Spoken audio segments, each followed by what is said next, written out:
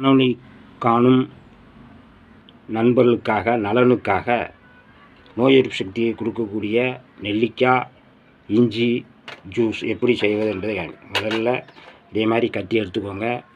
இஞ்சியை இப்படி தோல் சீவி எடுத்துருங்க. இது இஞ்சியை இப்படி தோல் சீவி எடுத்துருங்க. அதுக்கப்புறம் இதே மாதிரி ஒரு அரிப்பு, சின்ன கையரிப்பு ஒன்று வாங்கி வச்சுக்கோங்க. இதில் இஞ்சியை இப்படி அரிக்கணும்.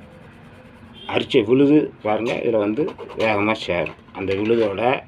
அப்புறம் நெல்லிக்காய் நல்லா பார்த்துங்க, அது நாட்டு நெல்லிக்காவே இதில் அரிக்கணும். எல்லாம் இப்படி அரித்து அதை விழுது சேர்ந்துடும். சேர்ந்ததுக்கப்புறம் அதில் இந்த நாட்டு சர்க்கரை, இது நாட்டு சர்க்கரை. இந்த நாட்டு சர்க்கரையை இந்த மாதிரி ஒரு டம்ளரில் இப்படி போட்டுக்கோங்க. அதுக்கப்புறம் அரைச்ச விழுது எல்லாம் எடுத்து அதை இப்படி போட்டுக்கோங்க.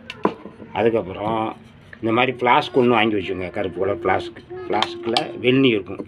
வெந்நியை இதில் ஊற்றிடும். ஆவி போதா நல்ல சுட வெந்நீர் இருக்குது. வெந்நியை இதில் ஊற்றி அதற்கப்புறம் இதை இப்படி ஆற்றி குடிச்சிட்டோம்னா நோய் எதிர்ப்பு சக்தியை கொடுக்கக்கூடியது.